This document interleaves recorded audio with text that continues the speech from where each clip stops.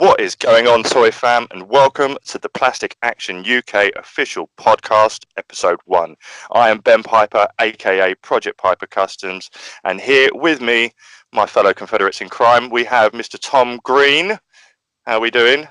Good, mate. Good. Yeah, all good, good. Yeah, he is Toy Art 2 and Tom's Dioramas.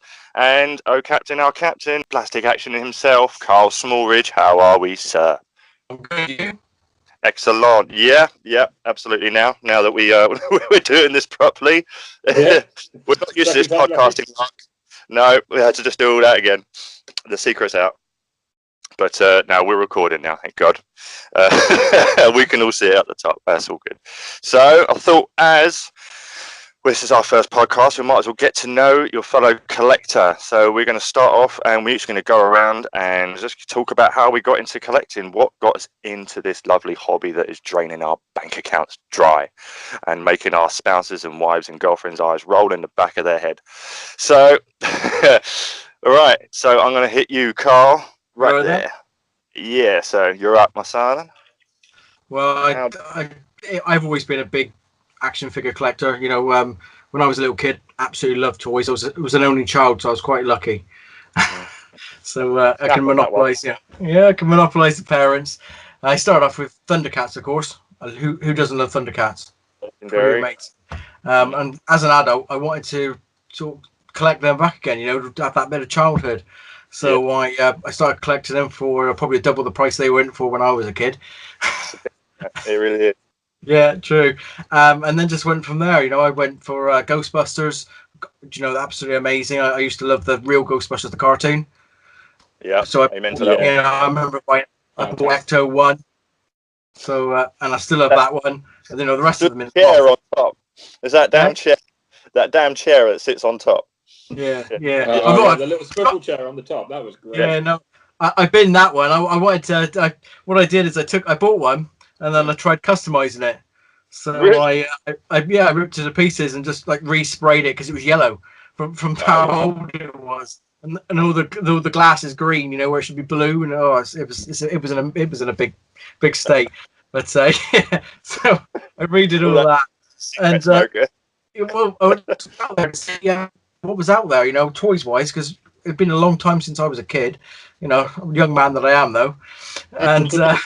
And they were just amazing. You know, I started with the McFarlane range because, you know, they look amazing, don't they? The articulation is really poor, but so I went along there and I thought, you know, where do I go from here? So I joined a UK toy group, and they were, you know, just going through what they had, and the Japanese toys came to mind, and I just thought, wow, they are amazing, and I just went down that route because I love the articulation.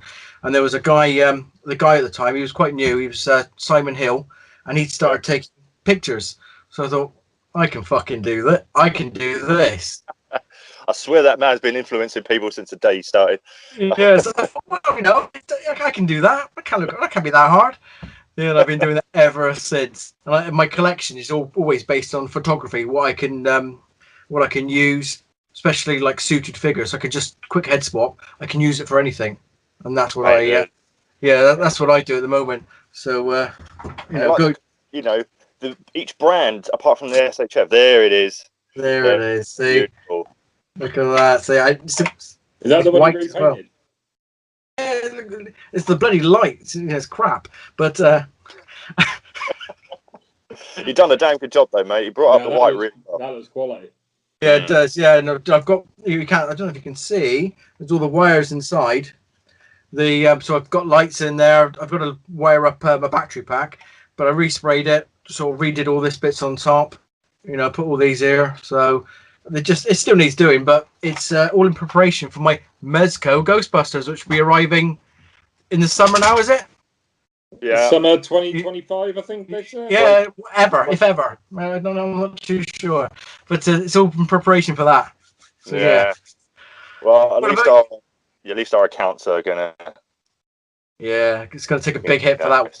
It's spared from in one lump. That's better. Yeah, man, that looks bloody good at the moment. So you're gonna have it all LED'd up and lights. That thing on top, was that one of the WWE camcorders that was sitting on top? Good spot. Yeah, that's exactly what it was. Yeah, nice one. Because if you look at the film with that, they've got one on top of theirs, like a camera unit. So I just thought, what have I got in my props that I don't ever use? And I had two of those.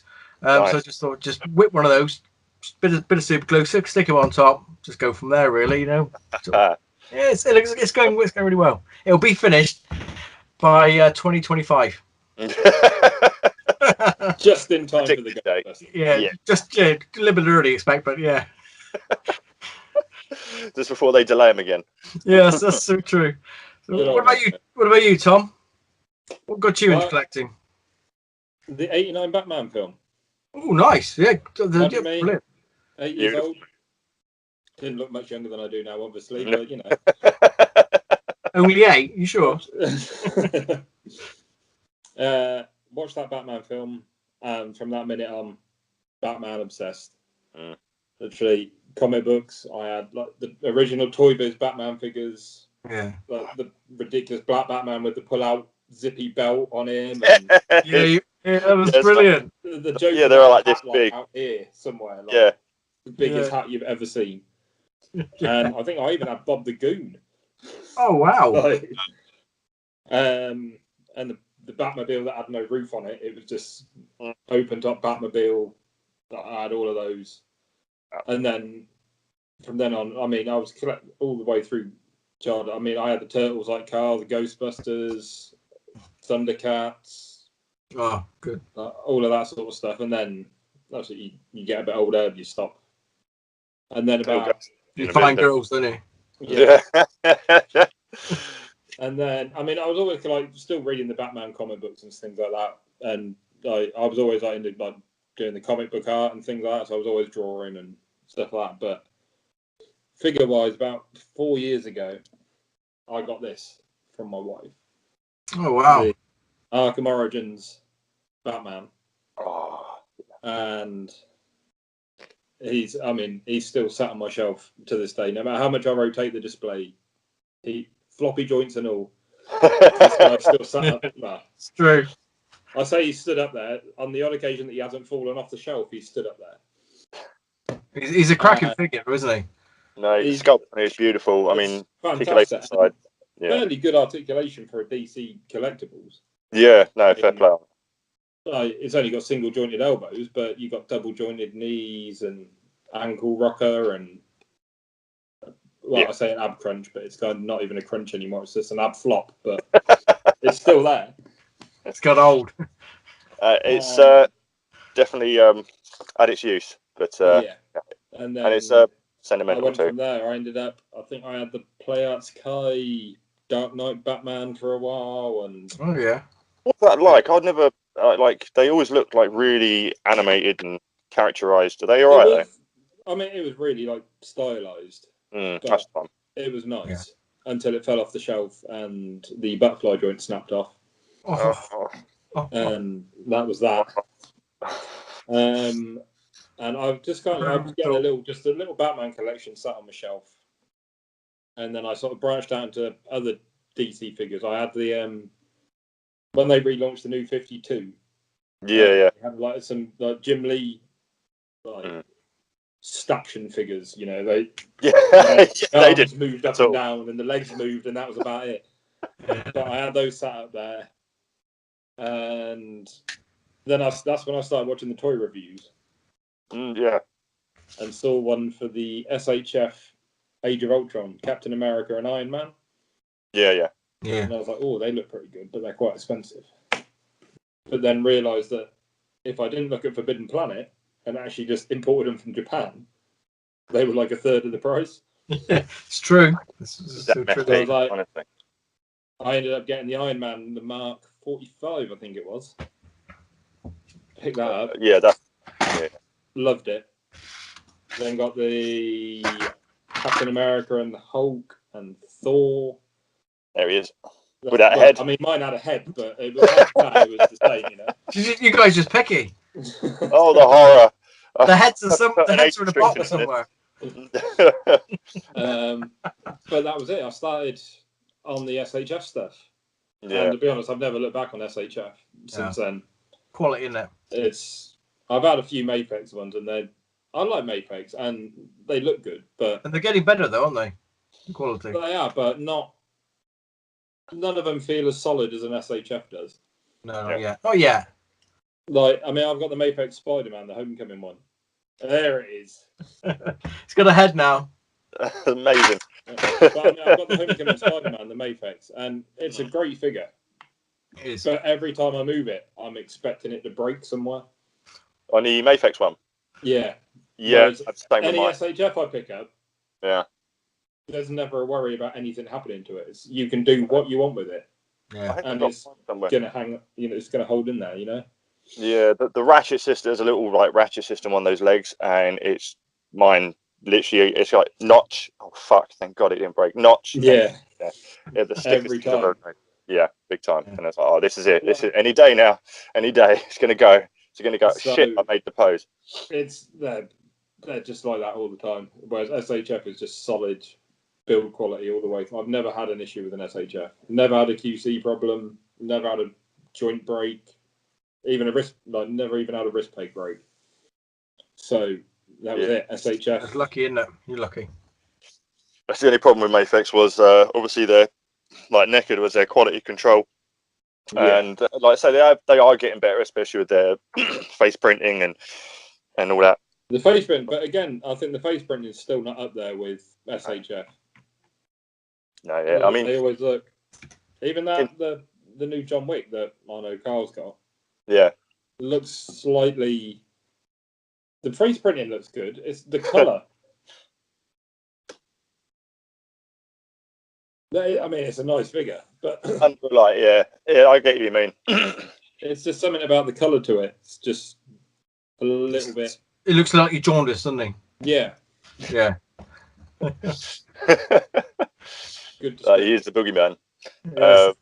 No, I know what you mean, though, because it's like, yeah, I mean, when I first started looking at Mafex, I mean, I didn't know who these companies were. They were just like so many that began with M. I didn't know, and yeah, with Mafex, I was seeing them, and they looked good. Promotional shots as usual, and then obviously they show you the actual unboxed review, and it's like, what the fuck happened here? What happened from your prototype to then making it look like this? That's always been the thing with them. Unmasked heads look fantastic in their prototype shots, and then the figure rocks up, and you're just like, "What the fuck is this?" Nightmare Batman, that Batfleck, Jesus Christ! Oh, that was awful. I mean, even the Homecoming Spider-Man. No, yeah. People are doing wicked paint jobs on them. Well, this is it. It's like Marvel, like especially the Black Series used to be. The sculpt's there. Yeah. But the paint's not.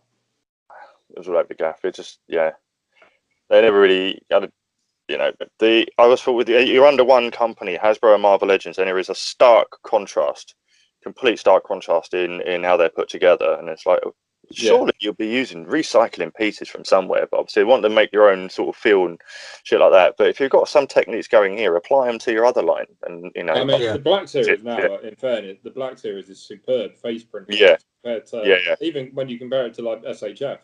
I mean, I think they're better than Mafex at the minute, and I think the head sculpts are better than Mezco, which when you're considering you're paying 85 quid for a figure. Yeah, no, it's true. To a 20 quid figure. And I swear SHF are coming slightly down in price. I mean, SHF. I always saw them up there in the 80 to 90 quid range. 70 I thought would be a good price. I actually thought that was pretty cheap for an SHF, and obviously that sort of ranged out about average for a Mafex and a Mezco. And then I'm seeing them like you can get. I mean, Christ, how much did we get our Captain Americas for, the Infinity War ones? They were 40 quid. 40 quid, and I'll tell you, I picked up I've actually got to go pick up from the post office tomorrow. The SHF Chewbacca, the solo movie version. Oh, nice. $28.99. This brand new, crazy, right? Shipped from Japan for 29 quid. That's good, though. Legends are more expensive than that. That's cheaper than I can get the Black Series one for. So there's no comparison, is there? What are you going to say? I mean, They seem at the minute they just seem to have dropped, and I think it's kind of worked as Mafex has gone up in price. FHF has come down, and I don't know if that was in response to the competition from Mafex that they dropped the price to kind of push themselves forward again, because they were always the leading name. But then Mafex, once they sorted out the majority of their QC issues, seemed to like jump up, and a lot of collectors are. I mean, after just slating the Mafex Spider-Man, it is miles better than the SHF Spider-Man. Yeah, some sit and miss. Some they have some really good hits, and then some they do miss the mark entirely. But and also Mafex take a while to get their their lines out. SHF can turn them around pretty quick. I mean, there's a Mafex version of that Infinity War Spidey, which I do have pre-ordered. I'm looking forward to that. Knowing seeing how good the Homecoming one turned out in general, even though I'm terrified to move it after time. And I can see those giant spider arms breaking on the Mafex for sure. If everyone's having trouble with the pegs on the comic book version, good lord, those spider arms are going to go fucking snap. So yeah, it's just a lot of more care handling with the Mafex, and I guess you can be a little bit more rougher with the SHF, without as much worry. Well, I've never had a worry about put like legs out and arms out and anything with an SHF. I've never had a worry. But when it comes to Mafex, I'm always like, I'll swap a hand, and I'm like, you're always bricking it every time. You just got to do a hand swap. Yeah. It's painful. It's painful. Those tiny little joints, and they don't supply extras. Big disappointment on that one. Oh dear. But yeah, so that's just crazy how far they're going. I mean, hopefully Mafex continue on improving. The more they seem to improve, the more their price seems to go up. Yeah, that's the problem. Which trouble is they're too hit and miss, aren't they? Really? Yeah. Yeah, but the sculpts are good, and they get the characters as well. Like the John Wicks that are coming out. You got one's just been released. Two's coming up. I think in a few months' time, two's coming up. And I really want the RoboCop. RoboCop looks fantastic. Yeah, it does. They get some good licenses for sure. Yeah, exactly. And that'll keep them in the market, and that'll keep them up there. That's what they do. Like they get the licenses that SHF doesn't have, and they do like the Marvel comic characters that they're doing. Look at Spider-Man. I passed up getting the Spider-Man stupidly for like 60 quid when it was like on pre-order. That is crazy, because obviously we all saw the promotional images and we thought, my god, this is going to be the best Spider-Man figure ever. And then we started seeing some unboxed pictures of it in hand, and we're like, what the fuck is this piece of shit? With big bulky shoulders, look nothing like the promotional images. And then everyone actually gets them in hand after it being delivered on people's doorsteps, and we're like, this is the best figure ever, and it's I'm guilty of it. I was looking at the promo pics, like the unboxing pics a few weeks ago with down to Craig Warwick, and he had it on pre-order, and he was like looking at these photos. It's just, I don't fucking want this. But obviously, it's turned up last week, and he was saying like, when you got it in hand, it's obviously a lot better than it looks. It is. But again, he was like, I'm going to put it in the pose that is balanced the best, put it on the shelf, and never touch it again. No, I know. I've got mine. I had mine in the same pose I have it in my last shot I did it with, and with that extra long, just straight swinging web. And obviously that web just goes to nothing. It's just, it's in his hand and it just goes straight out. And of course, weight is giving to it, and it's starting to bow. It's just slowly starting to bow. So I thought, I'm not going to try and, bend that back or anything like that. So it's just, ain't broken yet. But that is what every Mafex collector needs. Yeah, exactly. I think some of them. I got lucky with my joints, thank God. But I was just, frigging microsurgery, just like, oh fuck, don't break. Thank you. It was a bit of a panic, touch and go. But yeah, it's annoying that we should have to, there's a lot of prep work goes in before we start posing a figure, like with heating up the joints and stuff like that. It's a collector's method, but we'd love to just take a figure out the packaging and just go wham wham wham. Yeah, but nowadays it doesn't work. Can't work like that. I mean, you've also got to look at the fact they're coming from China. They've been on a boat coming over it. You've probably been freezing at one point and boiling the next point, and exactly. It's always going to be messing with the joints. So I just any figure I get, I'm always the first time you pose it, you're like, just extra careful. But I say, just fire up the old hairdryer and just aim it, hold it there. I mean, it's not too bad if you got a Marvel Legends and it's like 20 quid, and it's like you mess around with it, and it's not the end of the world if something breaks on it. No, it's not breaking the bank hugely, and it's like, so you don't mind replacing it. It's a pain in the arse, but still don't mind it. As long as it's one that you can actually get hold of. Yeah. If it's one of the new waves, it's in store soon. But yeah, man. I mean, going on. I guess it's my turn now for the old story time. Yeah. Story. Crack on. Right, gather round, children. Okay. All right. It was a warm summer's evening. No, no, for me, like we all as we're kids, we got given toys. I was like you, Karl, only child. I got sport rotten as a kid. Absolutely sport rotten. There's a little baby picture of me surrounded by presents, and I'm just the happiest kid alive. But when I actually, got some conscious going, and I was able to work out what the world was like around me at the age, and figures, toys, stimulating as usual. My favourite lines I had to absolutely have everything of were Ghostbusters, real Ghostbusters for sure.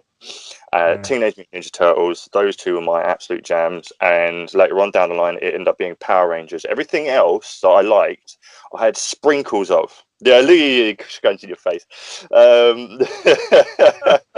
Mike Morgan was the shizzle. But yeah, I had sprinkles of. Like, I had a couple of figures of this, I had a couple of figures of that. Like Thundercats, He-Man. Yeah, I was a completionist for everything, man. Oh yeah, no, I couldn't. I had to have one or the other. I had bits and pieces, and I had some random shit too that I had no idea where it was from. And but as a kid, you have your imaginary playtime. Everything becomes you everything. You got to have some random lines. Yeah. Oh yeah, for sure. Yeah. Do you remember I remember having the. Do you remember the Robin Hood Prince of Thieves film? Yeah, I had that. I remember having. I had the Robin from that one. I had Robin. He had it was like a felt tunic thing over the top of him. It was, yeah. I had that. My word. James Bond Jr. Oh yeah. A random cartoon. Mm-hmm. I had a couple of bits from that. Just all sorts of random. Yeah, just all sorts. And you ended up. That's why we could all relate to the movie Toy Story, because at the beginning of that first film, when he's just got all these random toys and he's just having the best time with this story he's made up in his head, and it worked. As a kid, you just throw it all together. So yeah, and obviously we all got older, and the toys got battered, and they eventually got tossed away. For me, getting back into it, but I've always loved them. And yeah, it was when I started working in Forbidden Planet when I was 18. Fuck, that is a long time ago. Was Forbidden Planet actually open back then? It was on New Oxford Street. They told me, they had told me tales of it being on. They had an even smaller store down the road, but then they'd moved into New Oxford Street, and that's where it looked like one of these gigantic town manor houses that they just outfitted into a shop. So you walk in, it had a homely house feel, and so yeah, at that time, the first sort of waves of Toy Biz Marvel Legends were coming out. McFarlane, like you say, Karl, they were pretty much just plastic posable statues. They had like one point of articulation in a certain pose. And for me as a kid, I was obsessed with obviously movie figures. So God knows how Kenner decided to take a bunch of horror lines and make kids' toys out of them, i.e., Alien, Predator, Terminator. But fair play, because I had those. Actually, I forgot those. Yeah, all of those were great. And even though they all had their own mimic and gimmicks and stuff going on, I always was drawn to try and get one that looked as close as it could to the movie. So I'm obsessed with absolute movie figures. So when it got back into collecting again, considering I had a monstrously good discount there, half my wages went back into toys, and I just thought, no, this looks fucking awesome. I want that. And this sort of got me back into comic book reading again. And yeah, so along with the discount, I saw what McFarlane were doing with some of these movie lines. And at the time, obviously, it was way before NECA even got their hands on them. And so, yeah, I just got everything. I sort of tried to recollect my collection back then. So I started getting the Terminator and the Predators again and the Aliens.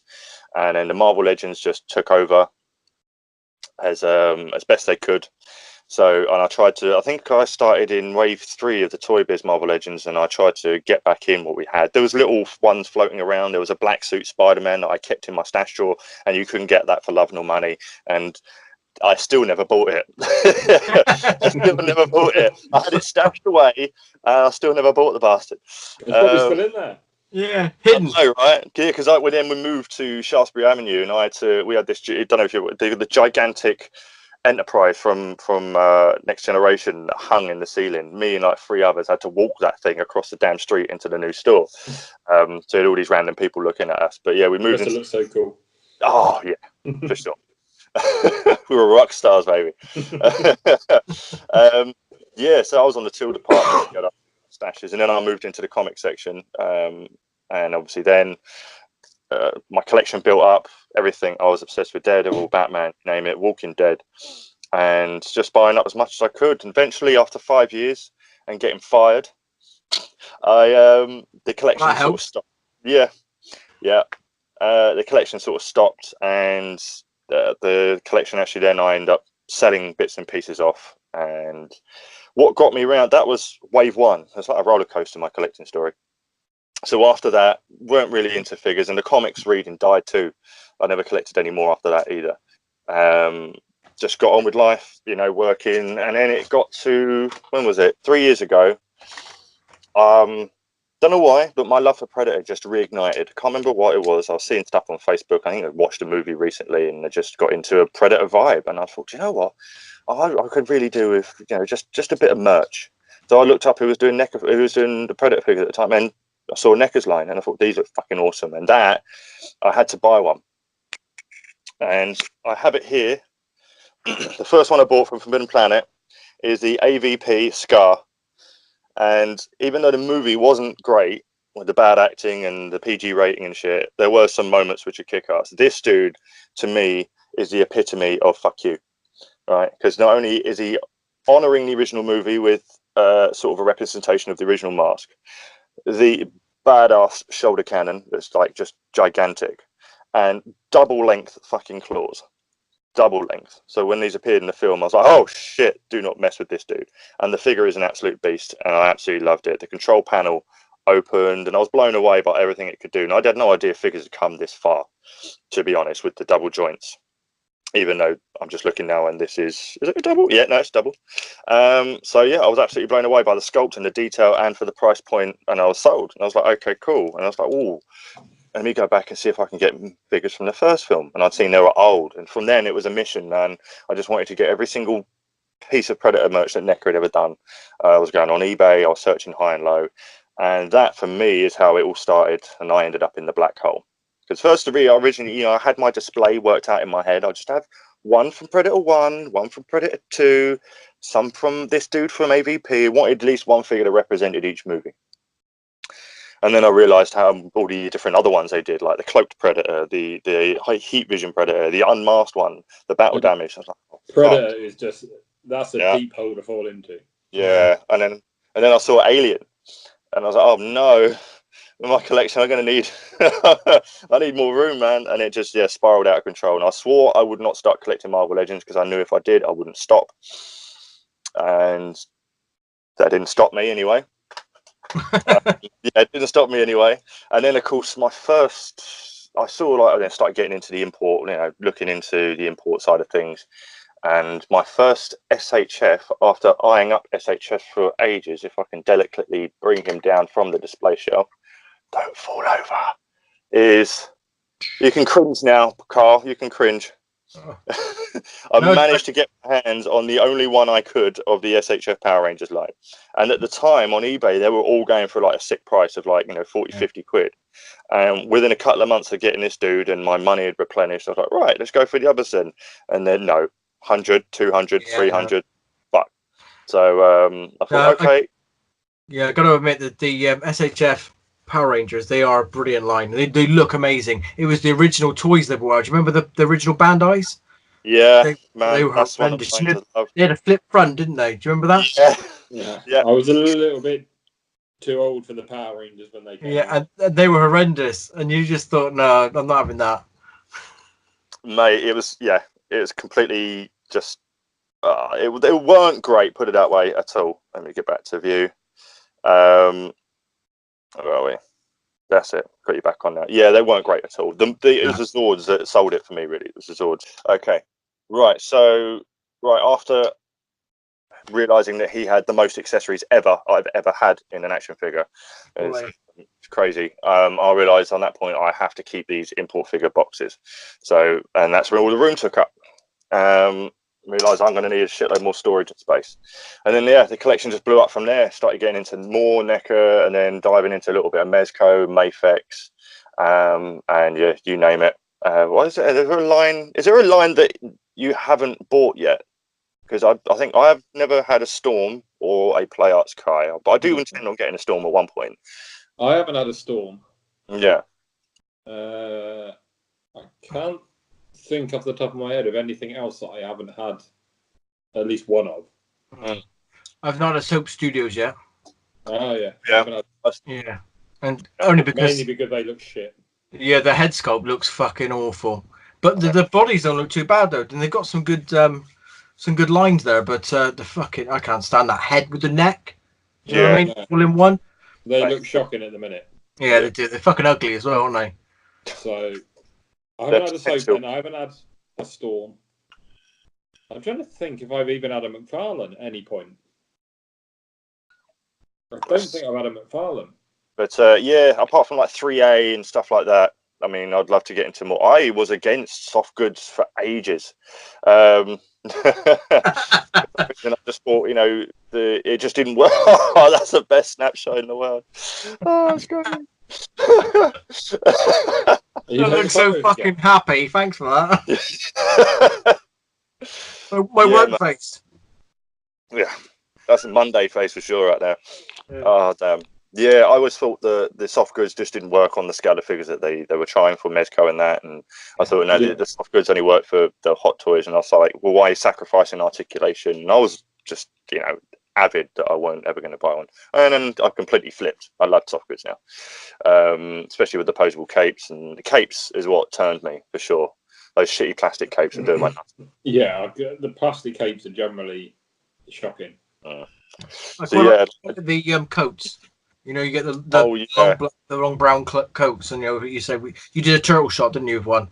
And I've got Nightmare Batman, and I think they look amazing because you can pose them, and they're just flowing. And it's like got the Mezco Old Man Logan with the coat that you can just have flowing off, and bendy wire, freaking godsend. Yeah, again, soft goods. I'm very selective on. I'm not a big fan. Like when it's like Spider-Man, say. And you've got that transition between the body and the neck and the head, where it goes from cloth to plastic. Yeah. That always throws me every time. Like, it just takes me out of the illusion that it's a suit. Yeah. It does. Yeah, it just doesn't blend well.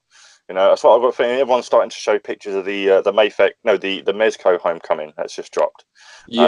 I haven't paid too much attention on the neck area, but that's one thing I'm going to look at and see if they got the blend right. And how much it bunches up in the arm joints and shit. But yeah, now soft goods pieces like coats and you name it, like obviously the other shit that we just mentioned, vests and stuff like that. But full body, like the Deadpool was my first Mezco, and I fell in love with that just because they nailed, like, in terms of the accessories, removable fucking clips for guns. Yeah. So the detail and the playability, if you will, for taking shots. And segueing into how I got into toy photography, first of all, customizing was my old man started taking up sculpt work when he was having chemotherapy, and just to pass the time, and through YouTube alone, he created an absolute masterpiece in 2 weeks because he was obsessed with steampunk. He just discovered steampunk and then became obsessed with it. And then watching that, and then seeing Cosplay Chris's videos on his custom collectibles, and seeing what he did with a shitty Mattel Multiverse Nightmare Batman, and I thought, fuck this, I'm going to do this. I'm going to give it a go. So that was a basic repaint. So I started basic repainting, and it came out well, learning a bit of dry brushing. And then I'm seeing my old man sculpt, and it was like, I want to apply that to action figures. And then I started YouTubing it, and I found the late Glenn Webb and his quick couple of YouTube tutorials on milliput sculpting, and that's where sculpting took off for me. Luckily, as my old man was already sculpting, he'd bought a shitload of tools off eBay as well. We pretty much had all the kit there, so I was kind of set straight away. I didn't have to hunt for tools very much. And then from there, started the photography side of things. It was really basic and crap, literally just on a shelf or a bit of poster board. No concept of lighting at all. And I thought, well, my shots are going to look crap, but I'm going to make them funny. So I'd have some sort of random shitty scene that I'll try and make. I thought, if it's going to look great, I'll try and make people laugh with it instead. And then that man himself, Simon Hill, he had to drop some absolute fire and blew me away. I was like, I want to do that. I want to do what he's doing. Same. And it was like, that's when we got in touch with Tom. I was like, I'll commission a diorama. I had to have a diorama because what I had wasn't cutting it. But again, it was a good stepping stone in learning the no dio, no problem technique. And just doing shots with a bit of poster board really didn't enter my head at the time, like white hot. And I was still trying to work out some lighting. At the time, I was still using, if I've got one close to me, no, I don't, or just LED push button lights, and I was doing everything by hand. So I'd have the camera hoisted up, and I'll have like one light over here, and I'll just be like, shit, get it, that's it, quickly, fuck, it was off, do it again, shit, and I got it. So yeah, I had to do everything handheld until I invested in some lamps. And then that I could just hands free with the lighting, have it all staged, and then with Tom's dio that he made, that sort of changed everything. And then it just all became like playing with the angles. And it's kind of like driving. When you first start driving, the first thing you need to master quickly is the controls of the car before you then can focus on what's going on the road, because you're trying to process it all at once is a nightmare. So with the lighting out the way, I could then focus on posing and camera angles and making it a bit more dynamic. And I was still photoshopping at the time, which it made them look great. You did the best you could, but it was novel. It was fun playing with it. And then, of course, it was Simon who inspired me to go tangibly. Nothing wrong with photoshopping, you can still make them look good. But yeah, tangible now, I can't go back. Maybe your a bit more satisfying about. Yeah, it's more challenging. Yeah, if you can make something look as if it had been photoshopped and realize you have done that tangibly, that's kind of it's a little bit more of a good feeling. Yeah. I'll color correct. I'll throw it into an app, and if I have a blue light in a shot for some reason on my camera, it comes out purple. So I was like, oh shit. So I do throw it in an app and just color correct the purple to blue, the original light.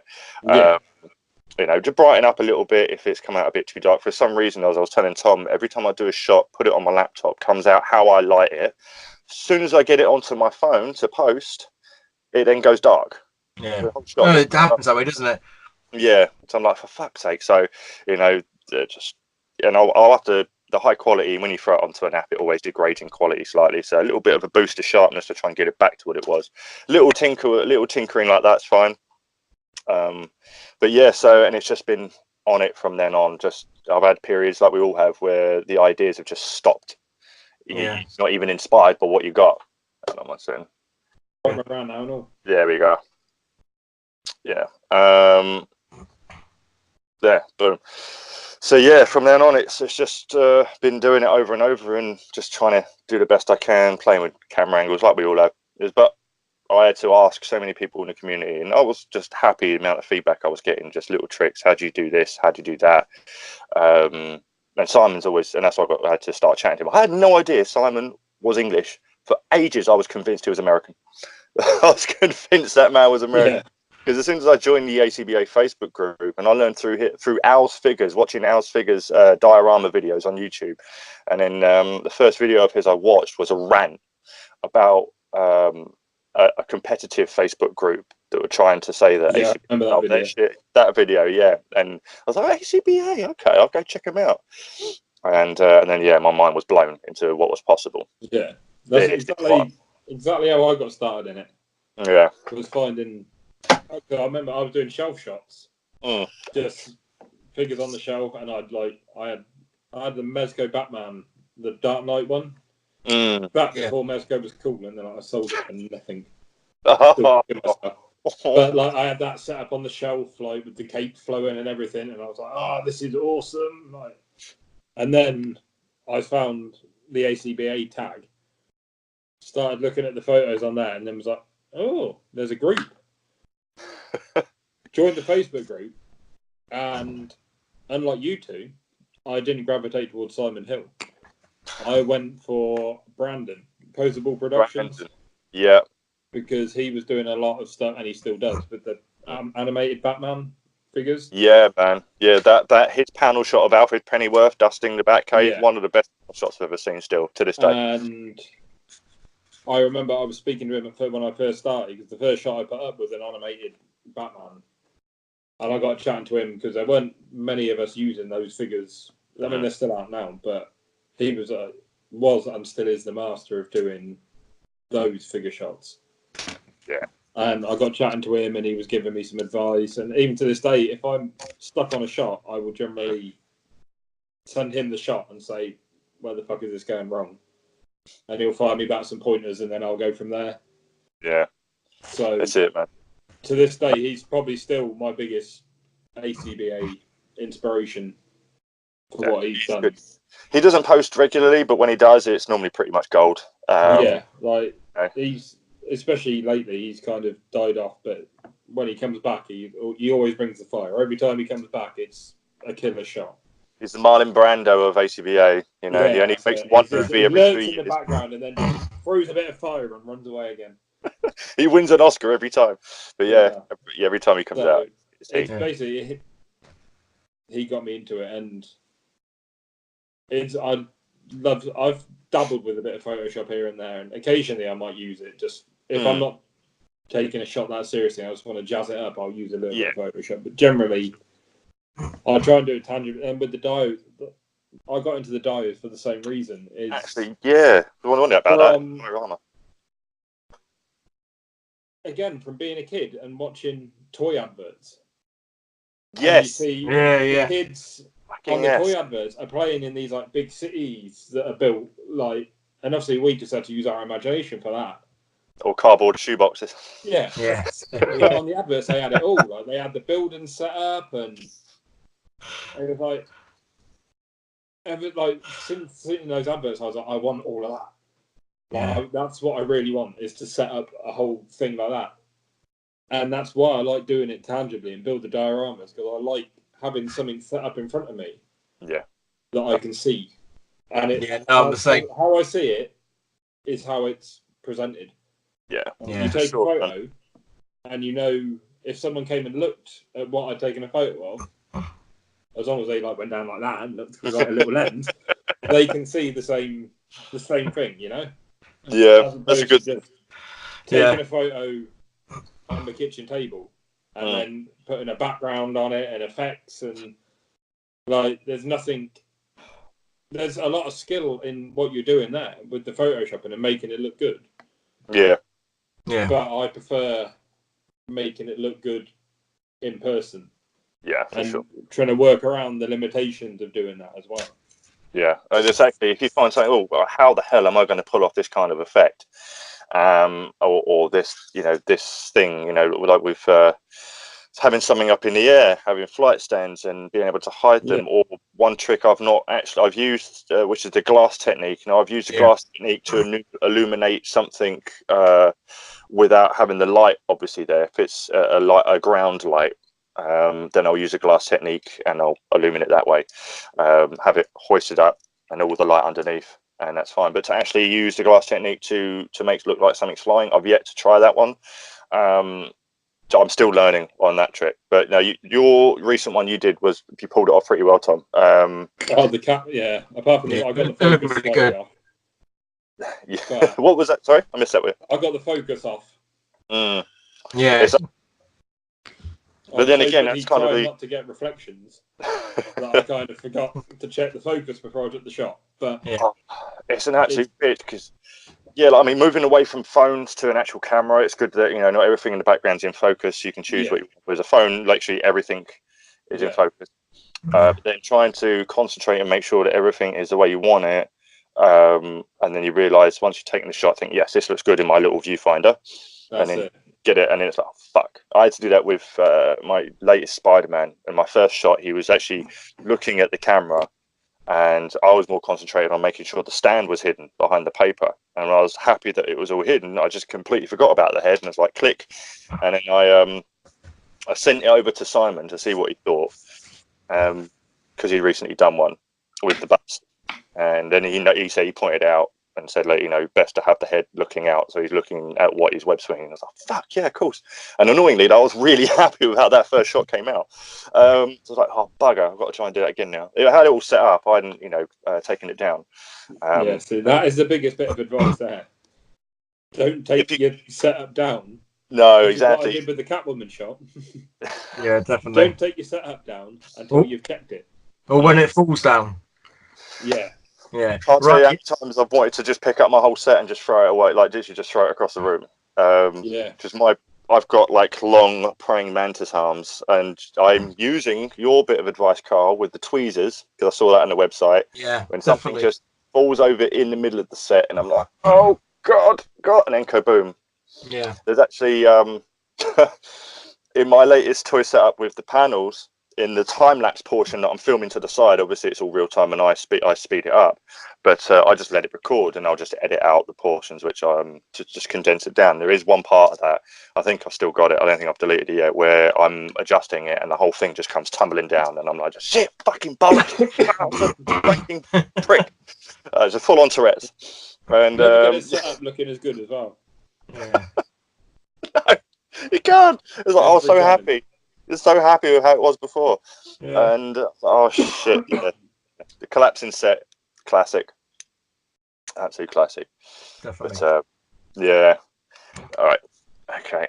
Don't want to restart the laptop. I've got the laptop up ready to check out some Insta. So shall we move on to having a look at some shots later on? So we are taking a look. We've all picked a shot of our own to present and have a chat about, get some ideas, get some feel for the inspiration and how it all came out, and then we've all picked one of our favorites from the other, so we're going to go around them and just shit all over them. But yes, so we've got ours in front of you, right? So Karl,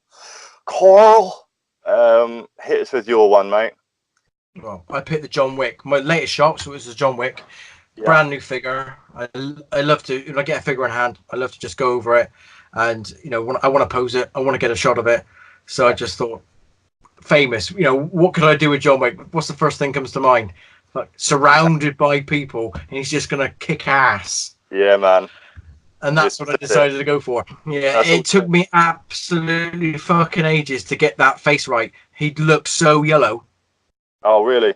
Yeah, it was such a nightmare, and that is probably the best I could do, just with different screens, different light intensities. I've got a lovely little lamp over here,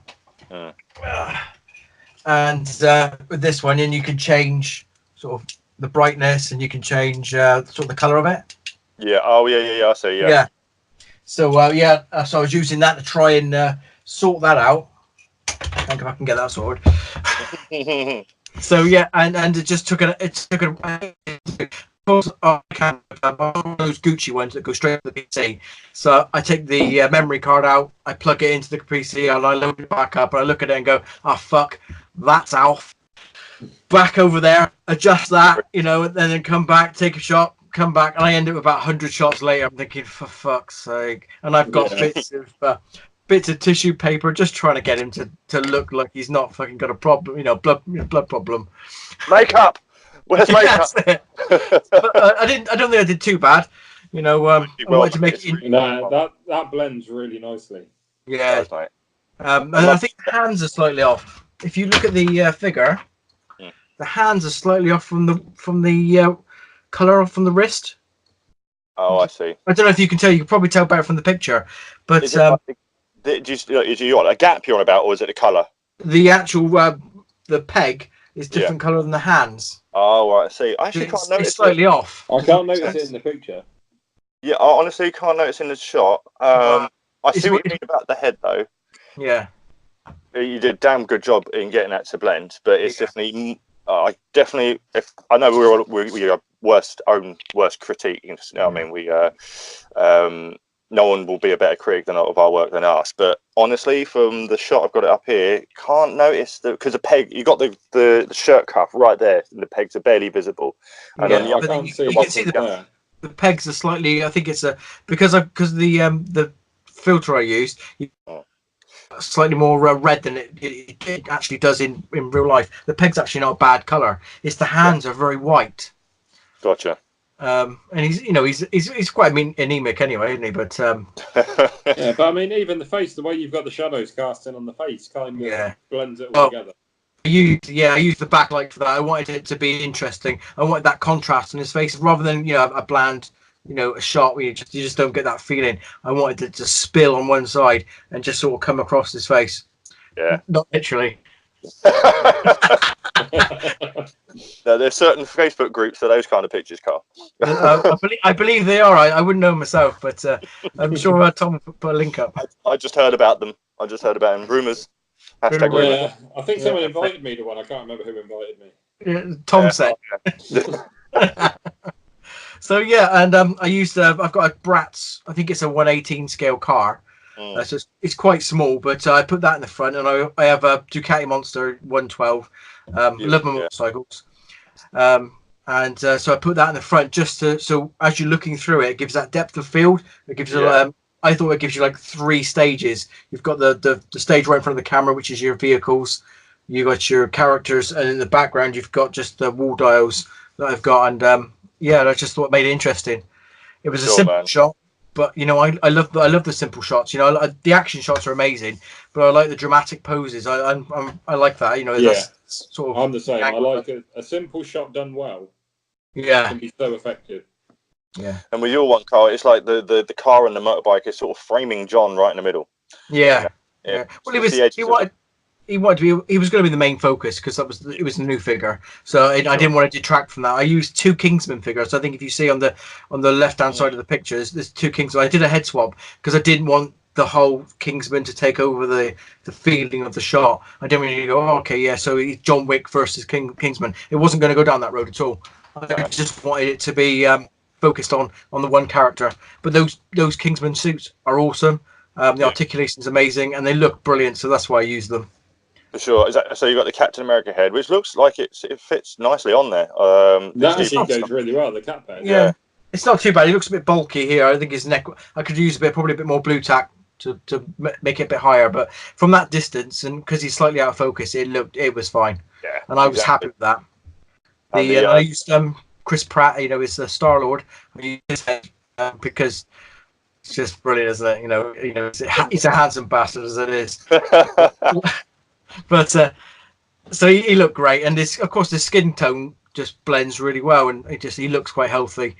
And that's why I used him. And if you see right in the background, I used the Mafex. Yeah, the Mafex. Yeah, Nightmare Batman. So the paint job was absolutely horrendous. Oh, and hence the reason I put him at the back, because I'm glad he's out of focus. He's so fucking ugly.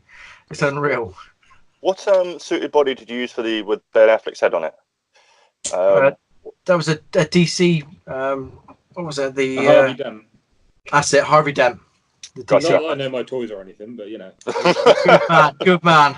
You're good, Tom. You're good. You're real good. He's real good. Yeah. But no, man. That's what I pointed out when I did my reviews, is that the Kingsman Mafex, they scale really well with the Marvel Legends suited bodies. That's a good thing. I think even SHF, I know they come out on the small side in general, but the suited bodies, you can mash up brands. Suited bodies will work for anything. Generally. Yeah, for sure. Definitely. And John. If it's a superhero, all superheroes are big. John's quite tall. Was a tall one. Big characters. Whereas suited characters, you can just have. It doesn't matter if they're a little bit shorter, a little bit taller. It just goes with it, doesn't it? You can play with the scales for the average person. Different heights. Yeah, exactly. Gives it a bit more realism. Yeah, no, it's good. Yeah, you done well, man. You done well. Right, okay. Yeah, it's a definitely badass shot. And very jealous because I still haven't received mine yet. Late to the party. Thank you, Amy. Change that. No. No, I mean, you know how long it took me to get Galahad finally. Situation with this by the looks of things. Eggsy came rolling through. He came steaming straight in. So I'm gonna mate. Better service. Yeah, I'm gonna have to change them. So I'm gonna have to start hounding your suppliers. Let's come away from that one. So Mr. Tom, Toy Art 2. Let's look at yours, good sir. Toy Art 2. And why aren't you focusing? Toy Art 2. So I'm going to bring yours up on the laptop now. There you are. And so you've gone for... What's the shot you've gone for? The Doctor Strange. Doctor Strange. Damn, he's a strange doctor. Let's come on. Yeah. It's a great shot, Tom. You know, just ignore Ben for a minute. Well, he's trying to find that. Like... It is. So, what did you use for the bottom of the shot? Was that an app, or did you use? No, that is, you know, like the polyester stuffing you get for. Oh yeah. I've done that. Yeah. Yeah. Right up to the camera lens. Yeah. Great idea, isn't it? And yeah. You only need a little bit of it, right up to the camera lens, and it kind of fills the shot out. Yeah. Yeah. And gives you a lot. It's a really good effect. And I stole that one from Simon Hill. that technique. Yeah. And I'd seen him using it for a while, and I was like, how the fuck does he do that? Yeah. And then eventually I saw a seaside that he had up, and it was pushed up right against the camera, and I was like, ooh, that would work. Yeah. And since then I've used it quite a few times, and it's just, again, that's a lot of people would use an app for it. Yeah. But it's so simple to do, isn't it? Yeah. And you can. I mean, I ended up buying some off Amazon, and it came out in gigantic bag. And this go back, the thing was like this, and I only need a little smidgen. Yeah, so I got a bag like that long that I got from Poundland, I think, like a big ass bag. And I mean, I've used like a quarter of it, if that. And even the bits that I've used are still in another bag in my drawer. Yeah, it's recyclable. It lasts for so long. Yeah, I just got a clump of it, stuffed it in a bag, took it home. I haven't needed to go back to the bigger lot. So, but it does. Just having it straight, it looks just like fog, you know, because it's so is that just a plain black background then? Yeah, that's, if I remember rightly, I think that's a cardigan. Good use. Good use. Just with anything black, as long as you haven't got light hitting it, you're fine. It will just look black. Fabric's the best as well because it doesn't reflect. Exactly. And the minute a bit of light hits it, it's ruined. But as long as you've got the light set up properly, it's just you get that infinite black look. And I mean, it was quite easy because obviously I've got so much stuff in the foreground. There's only a little bit of it showing. Yeah. So it's a lot easier to work around the lighting when you haven't got to worry too much about that. What are you using for the light pillars at the back? That is a very, very complex thing that I made, which involves, if I remember right, two kitchen roll tubes. Nice. Wrapped up in corrugated paper and painted white. Perfect. And they come out so well on camera. And they do look good. That, you know, it's just something else to throw in a shot, just to take up the background. It's kind of got this sort of like with the light, this sort of like bluish purplish hue going on, mixed in with the white. It just looks like he's in. It almost looks like he's just trespassing in the Fortress of Solitude. And that again is, I had two desk lamps either side with coloured tissue paper over it. So I had blue one side and green on the other side. Yeah. To try and almost go like to match up with the effects that he's got. Yeah. Oh, I see. Yeah. Kind of getting that colour cast around the effects. Yeah. And I mean, that's an easy way to get different lighting, is just to mess around with, like, you buy bags of tissue paper for £1 from like the Range and Hobbycraft, places like that. And all you've got to do is just wrap it around your light, hold an elastic band, hold it on there, and you can change your lighting colour in an instant. Yeah. Without having to worry about buying the colour changing bulbs and things like that. Just a bit of tissue paper does exactly the same job for pence. Yeah, exactly. Easy and it's pretty effective, isn't it? Yeah, it is. And I mean, the colour change, you can't notice the colour change so much on the thing, but you can notice it on like the Tamashi effects at the front. You see, you can't notice it, can you? That's when you notice the colour effects. Yeah. Hitting. Oh, easily. Yeah, for sure. The different blocks. Yeah. That's good. Because you got one, obviously you got one at the back and one at the front. The one at the front's got the light hitting on it. Yeah, I can see it. That's come out really well. And then just a couple of the little wave pieces at the front of that. It's a good thing. Tamashi and their effects, man. They're for the price you get the Tamashii effects. I can't recommend them enough.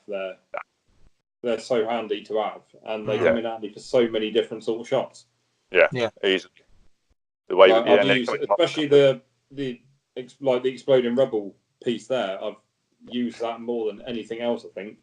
Yeah, they're brilliant. The amount of you can dismantle them in like 5 different pieces and they can just work. Yeah, and I've used them for like Spider-Man shots where you can hide the stand. You can have Spider-Man leaping over a piece of rubble, hide the stand.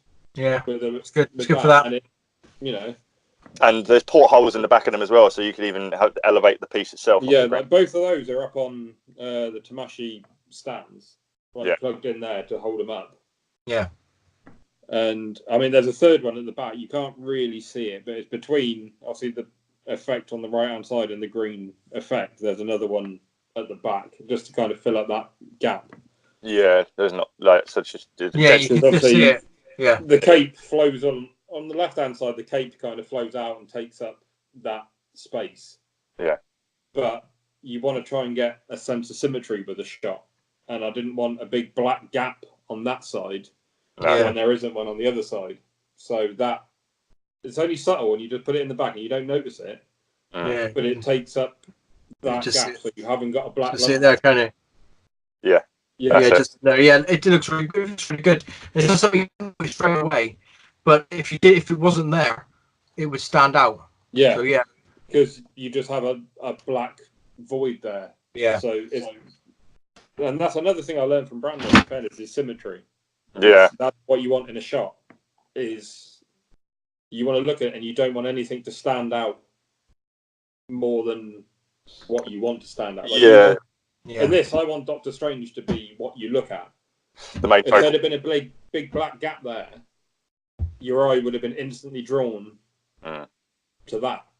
Right? If you can try and make it symmetrical either side, you can focus on what you're trying to focus on, basically. Yeah, that's good. It's a good shot. No, you've done well, mate. It's like he's using his magic effects to pull the 2 rubble pieces apart. Like he's just, and he's creating waves at the bottom. He's done well, man. It's really done well. Yeah. Lovely stuff. Moving on to Ben. You're going to savage me apart, yeah? Okay. Let's come out of this. So carry on. I'm going to pull one up now. Go on to me. Which one's yours? I'm using my latest. I'm using my latest Spider-Man Mafex comic book Spider-Man shot. Yeah. And I'm just gonna get it up on here. But yeah, so this one, this was basically when I was doing a review for it, and I wanted to try and because it came with that one piece that was dedicated, the one piece web line that was dedicated for pulling off that pretty much shot or any kind of swinging shot. But on the box, which I don't have with me, actually it's over there, they have pictures on the back with that very pose using that web line. So I was like, okay, this is like an iconic Spider-Man launching into the air, pulling himself along by his web. They used it in the first Homecoming trailer with him and Tony are flying into the camera around the city. And it's just an iconic pose. So I thought, and I wanted to use that for sure and get that the best I can. So I thought, as I do with the rooftop diorama that Tom made, it can easily just be made into some sort of alleyway. So I tried to create some sort of where he's gotten changed into his, because right in the corner on the left hand side on the dumpster, it's out of focus a little bit, but I have his backpack webbed up as he would, he's just webbed it on the side of the dumpster. Yeah. And he's sort of gotten changed and he's just springing into action. And obviously the cat has noticed it all. And the tagline is, so just I hope the cat. It's a nice little touch. Yeah. But again, with the cat, that creates the symmetry. Yeah. You've got, like the bag on one side with the dustbin and then the cat on the other, which fills out, in your mind, it fills out that same sort of void, Yeah, so just one bit there, one bit there. You can scatter the litter around as much as you want, but I try to not have as much dead space going on. It's kind of just added a little bit more drama, but something else going on than seeing rather than him just springing into action. So basically it was like an alleyway. So this bit to the left, it's just cut off, but that's meant to be like some sort of smaller wall, and the sunlight's coming over it. So he's got this little alcove, like it's dead end alley, that he's found a good place to not be in public eye and quickly get changed. And he's just springing into action. And as he's launching off, you'll see the paper's just gone with him. And luckily, that's what's hiding the stands, as if it's just being blown out of the way as he's launching into the air. Yeah, it's a good action shot, and I love the use of props. I think one of those things, props is hugely underrated when it comes to shots, because they can make it or break it, and they give that. It's like food for your eyes. It gives that whole something to look at. And it makes it really interesting. And I love it because it looks like a small Chinese takeaway carton. Yeah, I got that from Tom as well. A little bag of accessories from the Dio. And there's little things like that which I love. You're just looking at it going, "Oh wow, I want one of those." And it's just it's just stuff like that. You notice, and it makes a shot. Just go from a good shot to it makes a shot by the fact that you don't instantly notice it. No, because it looks like it should be there. Yeah, and that's the point. If it looks like it should be there, you don't notice it, and you focus on what you should be focusing on. Yeah, I see some shots. That. Yeah, some shots you notice like Spider-Man, and then you could just scroll past. But when you've got shots like that, you notice the cat, the bag, the food containers, and it keeps you there a little bit longer, and that's what you want in a shot. You want somebody to linger a little bit longer and really remember it. Just some little Easter eggs kind of things, just a little bit. Yeah. So like, you've got the rubbish bags there; they're piled up as if the dumpster's already full up and people just throwing the shit on top. And it's just a rubbish alley, like where people just throw. You've got the different trash can and obviously just a crate and just some litter scattered around. There's a nice little alcove for him, but so I just tried to fill it and not go too crazy, but just enough that it's just a trampy alley. It's really what I was going for in the daytime, or just as the sun's sort of setting, so you can spring to action. But again, it's what you need for a shot. It looks like it should. Yeah. For sure, man. Prop haul, I absolutely can't get enough. I will, as I think a few of us are guilty of, we'll just buy an action figure we don't want purely because it comes with something that we absolutely love. I've done that plenty of times. True. Yeah. And it's like, I've spent 20 quid on a fucking beer bottle just because he came. Yeah. That's it. But, I bought Buffy the Vampire Slayer figure because it came with a guitar and an amp. Yeah. I was like, I want a guitar and an amp. It's true.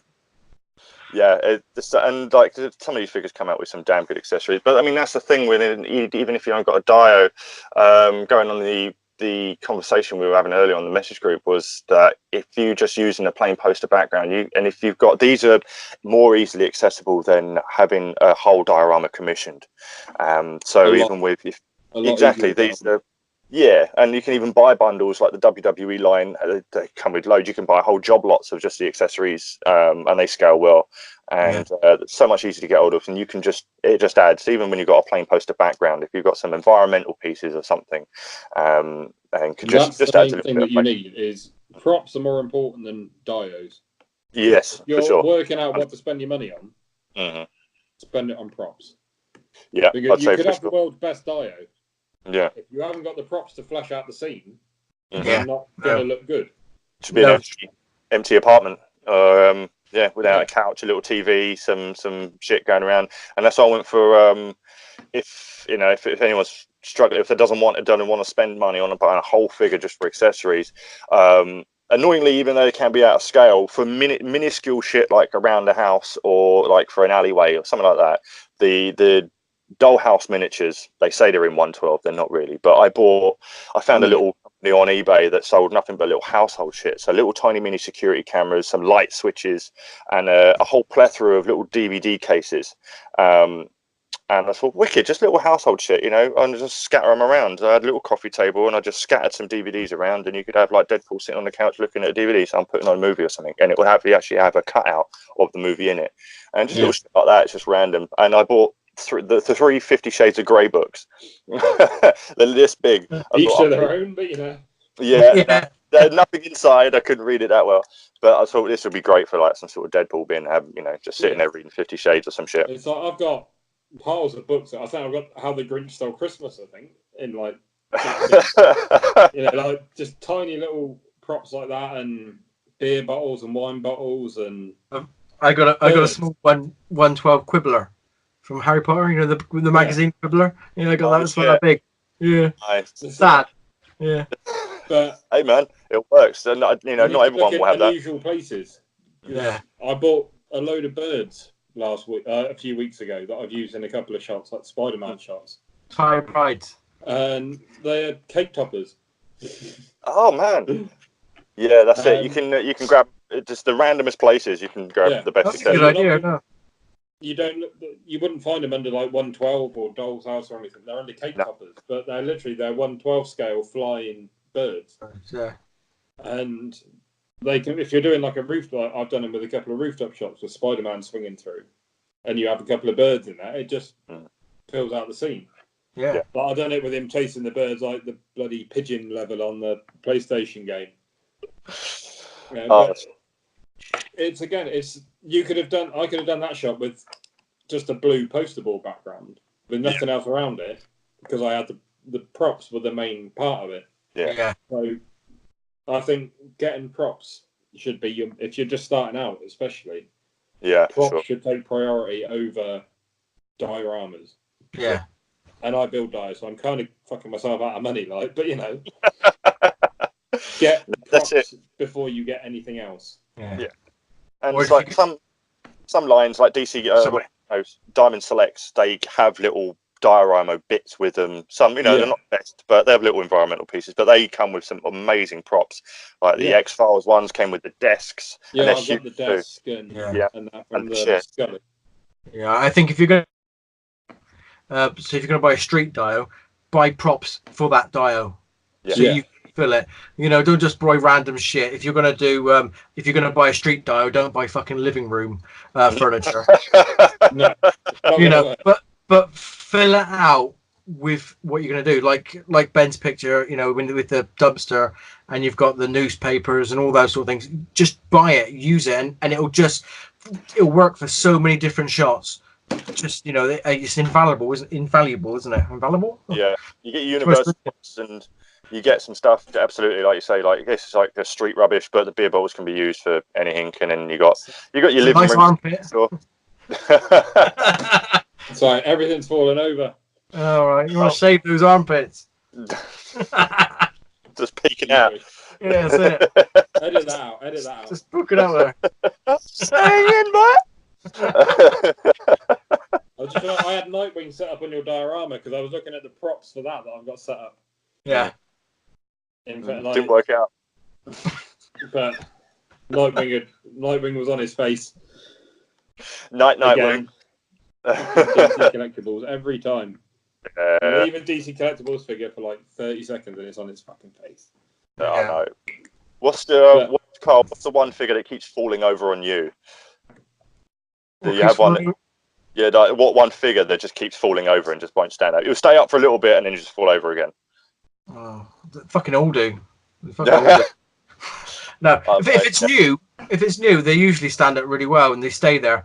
But after a while, it's like I did a custom job on this one, and they just fucking So trying to balance him out and he'll keep falling over. He's a pain in the ass. But the joints are so small, they just give really easily. But it's just the nature of the beast, isn't it? You just have to. Yeah. But it was such a crap, ugly figure that I changed him into to that. It just couldn't bear him anymore. Not with that ugly fucking face. So I tell you, he's rats as anything. That Nightmare Batman, Jesus! And one of my first customs I did was the multiverse Ben Affleck Batfleck line, and the armored one was the first thing I ever even took a paintbrush to. And then after I'd done that, I did a quick black wash and little touch up on the regular suit. And then my main goal, which then was my crowning achievement, was making an improvement on the Mattel Multiverse Nightmare Batman. And then I'd seen online pictures of Mafex's version and be like, oh, what I want that, but I don't really want to make a custom when a genuine one's coming out. But to be honest, now I've got the real one, apart from obviously the Kryptonite Spear, which I was screwing that no one else did, apart from Mezco's one. That's kind of, really regret. I did a giveaway at like 200 200 followers on Instagram, where I'd made the Nightmare out of this Mattel look legit.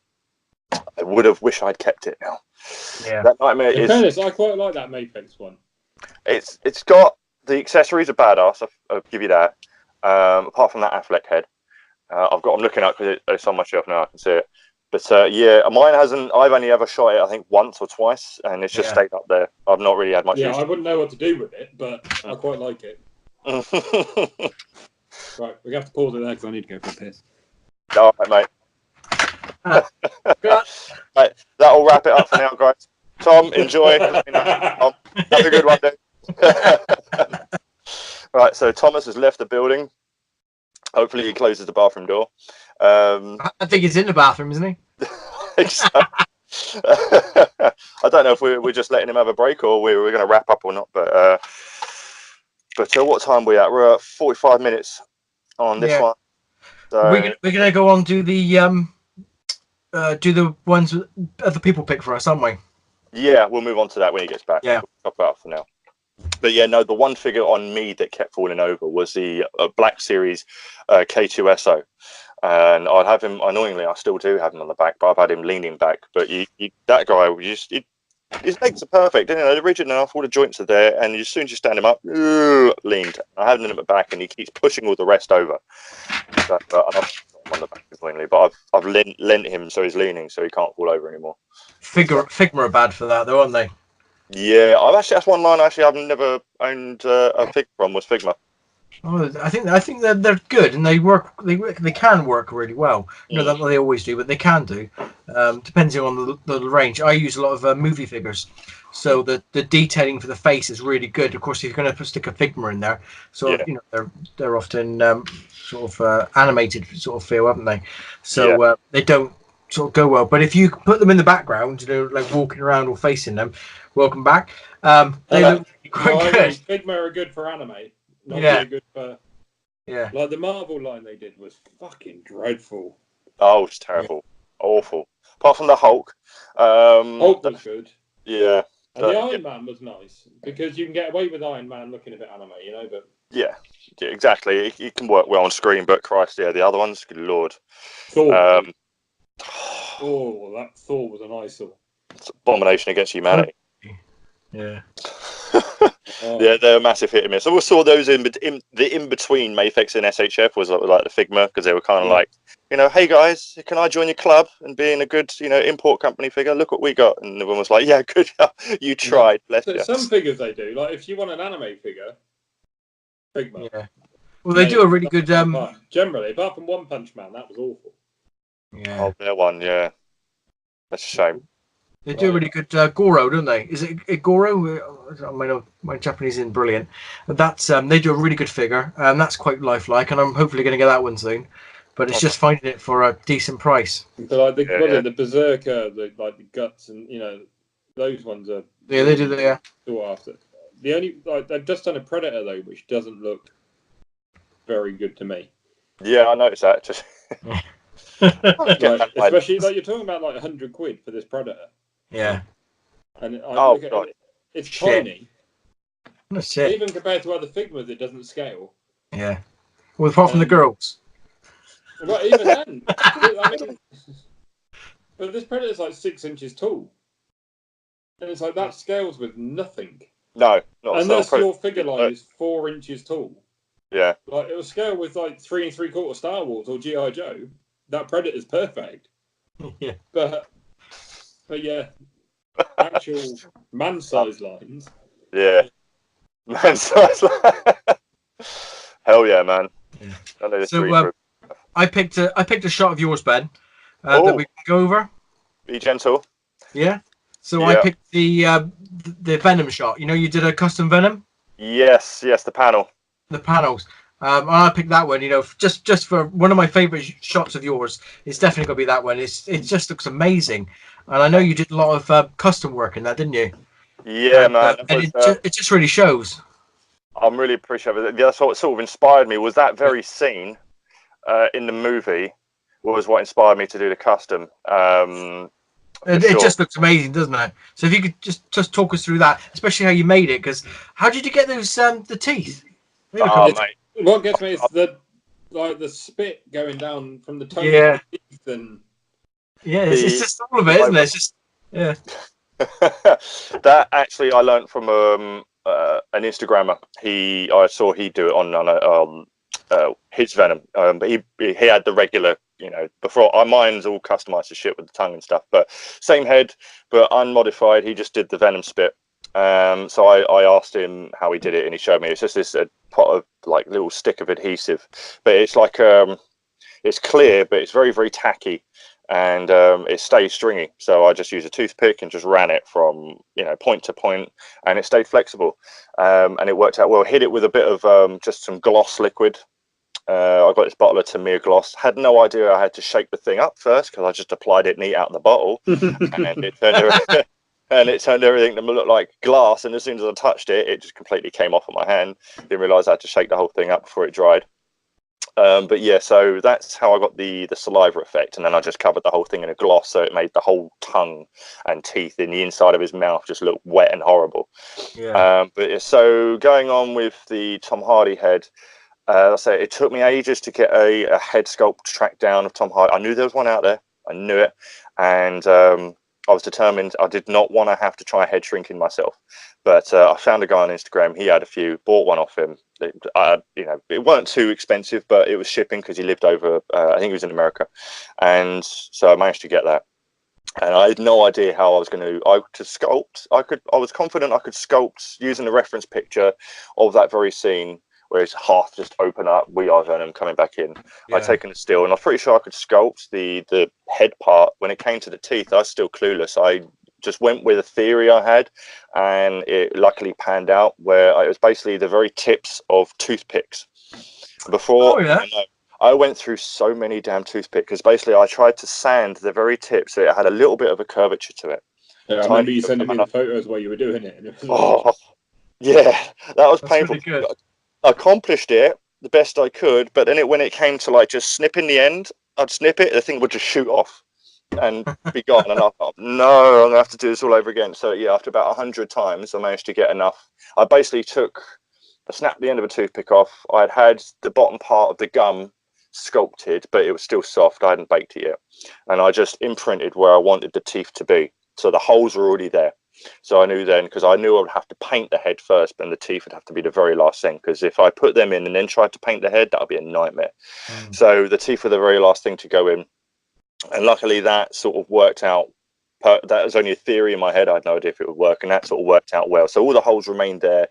Even when I'd finished the sculpt work and just casted it, so the whole head was in solid resin, because the sculpt could always break if you just go with a straight sculpt. So anything I sculpt on top of something, if it's a piece that's loose, I will then just recast the whole thing, so the whole thing is one solid piece. And I managed to do the peel back tendrils on the side. They're actually just hot glue. Again, a theory I had was just to run a bead of hot glue around that part down his nose, and then just get a toothpick whilst it was still hot and just tack it. So it, not so it was stringy, but just enough to create some sort of, just tendrils. Looks good. And and then after that, painted the whole head up, glossed it out, and the Tom Hardy. I mean, I'm not very good at. One of my weak points is painting faces. So this was my Sistine Chapel. So I really went to town on this one. I spent about good 5 hours looking at other YouTubers and how they painted faces and just incorporating techniques. And luckily enough, I managed to get it to look like him. And with the stubble, and then of course just the painted tendrils from where it's just separating from his face.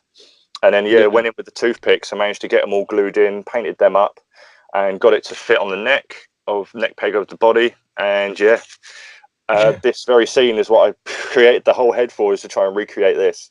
So I've got. So honest to God, I'm just zoomed in on that corner panel at the minute, just with the We Are Venom, and that honestly that looks like a movie still. Like if I look away and then just look back at my phone, you wouldn't know that that's a toy shot. That's annoyingly. That head sculpt is amazing.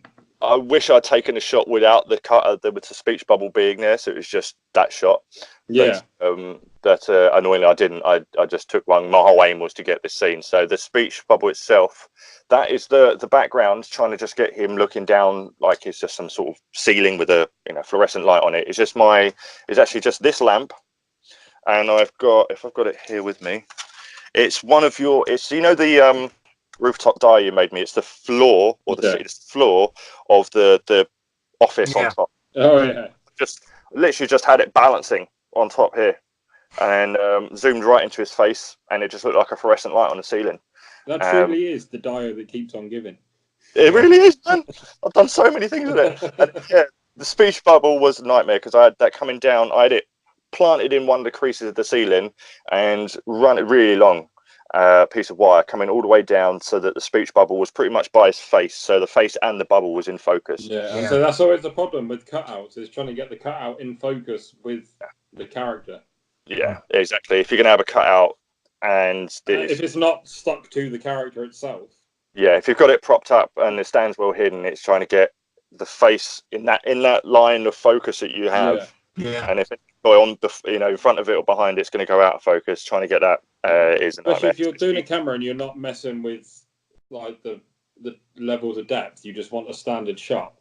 Everything's got to be quite close to get that focus. Yeah. But a lot of my shots, I like the background to be blurred.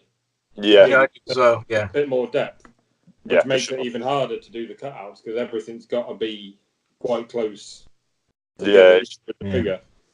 Yeah. And like that's pulled off to have it like floating and not touching the character. And it was hard to line up because if I'd moved the camera angle either side just a millimeter, the wire became visible.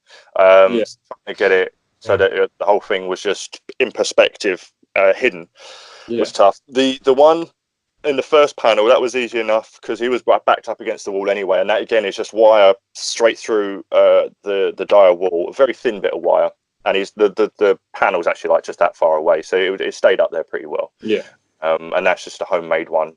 Typed it out, and so I used the Bill Paxton Aliens crying face on the Diamond Select Molder body. And at this point in time, I'd done all of this, and I still hadn't seen the damn movie yet. So I knew I'd seen it in trailers, and I when it came to what this dude actually said, I just made it up and thought, "What the hell are you?" And shoved me little drinks again. Prop. Managed to buy this off eBay. It's a Dollhouse prop, which is the Pepsi fridge there, as if he's in a store trying to replicate the store scene. And so Venom's towering over him, backing him into a corner, and it's like, "What the hell are you?" Boom, we are Venom, and then straight at the face. Cue the Eminem song. I really like how this one came out. It's just a really simple panel shot. There's no fancy, putting a panel inside another panel. Just it's good.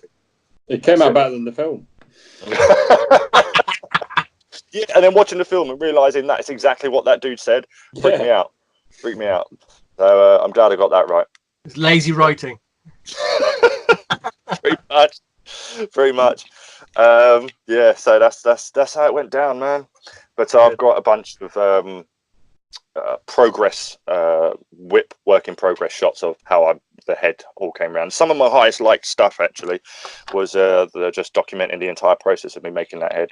And if I knew how to mold it and cast it, I probably would flog a few, but that would just be a nightmare. Not as skilled as a molding and casting as I'd like to get to, but that's all right. It made because I did raffle this off in the end on the Facebook to launch my Facebook page, and I was quite happy because it made that figure then special. That one head only exists and it belongs to the person who won the raffle. So I prefer that feeling rather than just flogging it for money.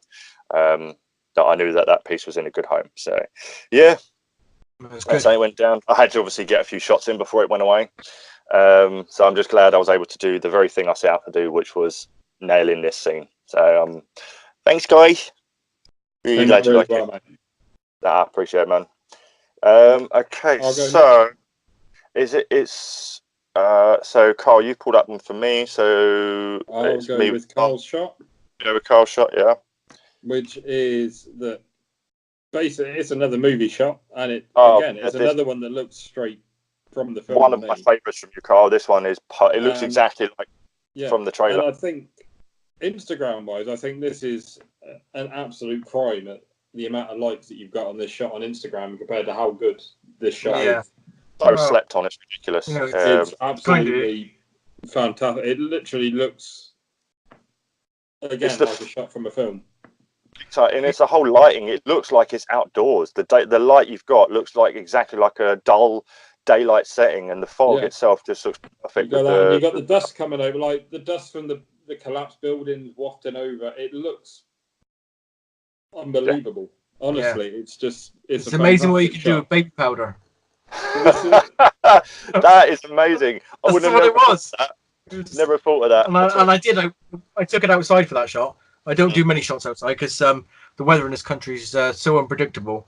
But it was quite a nice day. It was a little bit overcast, so I thought, actually, it's not going to be too bright. I'm going to go outside. I've got no idea what I'm doing. But at the time, the film was. I loved the film. I still love the film. I think it's a brilliant film. It's one of those underrated films, in my opinion. And I still watch it now. The missus hates it, so I love it. It has its moments. The woman's in it. Yeah. There's something in there for everyone. Yeah, exactly. Just a smidgen, like Batfleck. That's it. So and I think I just got this head from Kai Studios, and it's a brilliant sculpt. And I just thought, this is outside, actually outside. This is outside, yeah. I'll take back all of my lighting compliments then. So I'm joking. No, honestly, though, no, fair play. It's hard to pull off an outdoor shot, and that's why I guess the lighting looks so damn natural, because it is. Can't get that lighting today. I would have found it really hard to replicate this, inside, especially as I wanted to use baby powder, and I definitely wasn't going to do that in my office. That would have really messed up my computer and everything. It just wasn't going to happen, so I had to take it outside. You could just imagine a behind-the-scenes shot of you just covered in baby powder and moody face. Yeah, I look like a coke, do that to yourself, Ben. A coke dealer, gone wrong.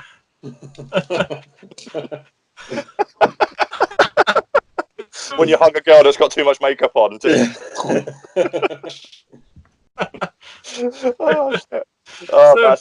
Never would have thought of using that tonight, and it came out brilliantly. Yeah, it took ages to get it right. I had it on a multi-shot, so it just takes loads of shots in one go, just to try and get that whole, because I wanted to see the grains. I wanted to see the dust. I didn't want it just. That technique used a lot, and that's probably the best I've ever seen it come out. For the effect. And it was just a case of getting it instead of throwing it, it's blowing it at an angle so as it falls down. Yeah, because you've got different coverage. It's like different depth. So I mean, it's obviously all coming down in a relatively straight pattern. Yeah. Yeah. But it's got such a depth going on with it. It looks like you've got a few feet of it.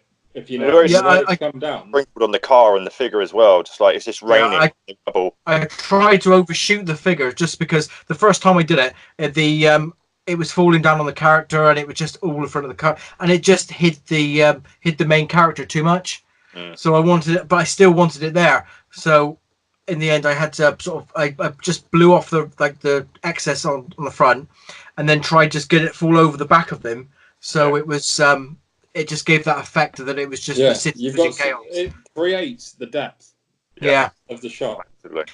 It does. The cloud of dust is just moving. It's gone past him, covered him. Now it's getting everyone else behind him. Yeah. And you can see it like it's thicker in some areas, and it's a bit thinner. It looks like just a cloud. Like, it's a lot thicker in the top right hand corner is a lot thicker. So it pulls your eye. It creates the depth. And it hides it as well. It looks like it's up here and it's sort of floating down. But it also hides all the rest of the buildings in that, so it doesn't give you, so you don't concentrate too much on the rest of it. Well, yeah, because you've obviously, I mean, it's only a wall dial, I assume. So you've got. It is, yeah. Just going all the way along. In the back there, so that covers that. You're killing and it's just with one stone in a way. The perspective of the depth, seeing how far away the very back character is, and the way the angle of the wall's going, just makes it feel like this one whole setup must have been huge. It just makes it feel like a huge setup, and gives the illusion, obviously, that he is actually on the street getting covered in baby powder.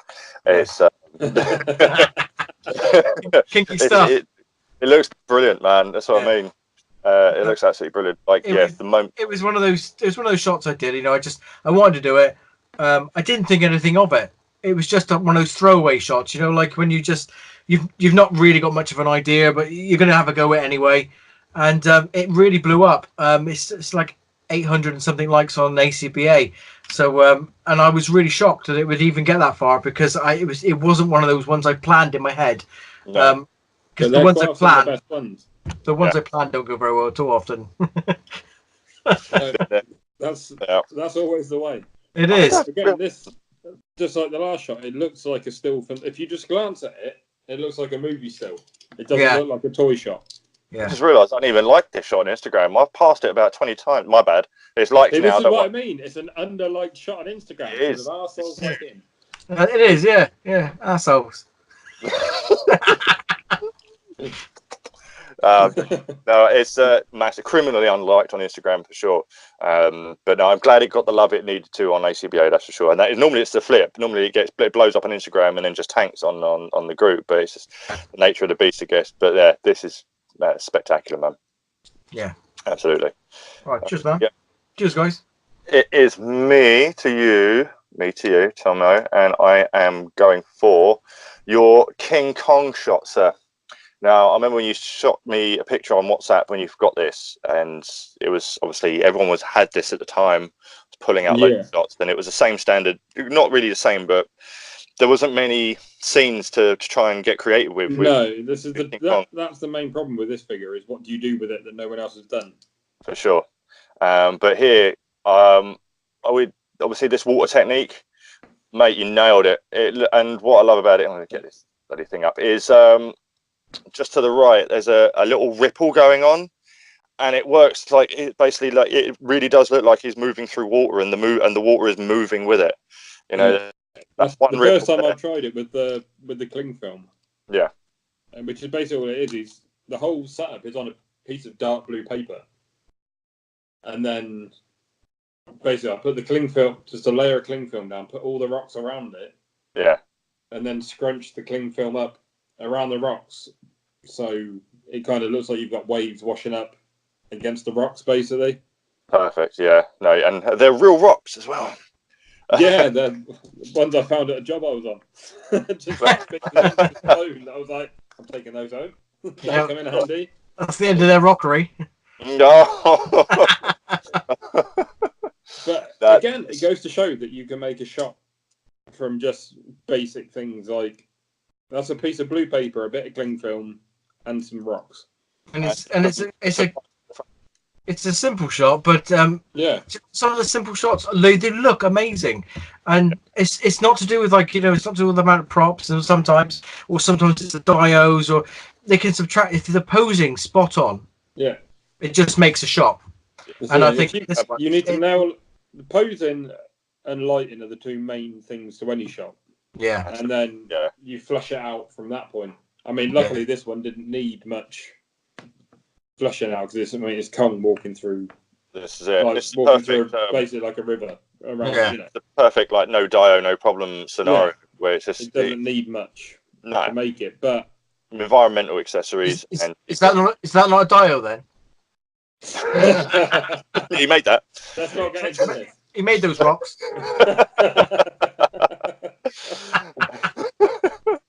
Man, you're good. Yeah. Like the little moss at the front, you can pick that up from that's just architecture stuff from when they're making their models. The model railway stuff. Yeah, model railway stuff. Good stuff, isn't it? In the like the temple diodes and things like that I build, I use that for like the hanging vines coming off, and then I use the scatter grass for other stuff. Like I use that for load. I've got a load on the path around the store die that I built here. It's got a load of the scatter grass down. Yeah. Just to make it, give it an overgrown sort of look. Yeah. But you can pick a bag of that up for about £3, and and you can just creases. So many shots, Yeah, and between the pavement tiling, however you've carved it, it just looks like nature's coming back through as you see every day. Just a bit, adds realism to it, man. And it just filled that in this shot. It just fills the gap between the two rocks that I've got either side. Yeah. Because otherwise, you'd have nothing there, Yeah. Whereas it just adds to the depth. The more you can have, as Karl said earlier, with this John Wick shot, with the stuff you want layers. Mm-hmm. Yeah, Yeah. make it And interesting. That's all you're doing is creating. You've got a front layer, then you've got Kong, then you've got a back layer, and it just draws. It just creates that sense of depth. Even though you're only talking about maybe 8 inches at the most of shooting space, there you get a lot of depth just from layering it out. Yeah, for sure, man. I find that all the time. Like with my John Wick shot, you space them out and you think that's the right amount of space. You get behind the camera and it just looks like there's the masses there, doesn't it? Yeah. So you end up bringing them in. You think they're right on top of each other. You get behind the camera and all of a sudden it just becomes the space just becomes available, and you just think, wow, that looks really works really well. But sometimes what works by eye isn't there by the camera, isn't it? No, exactly. But again, it's also the difference between using a camera and a phone.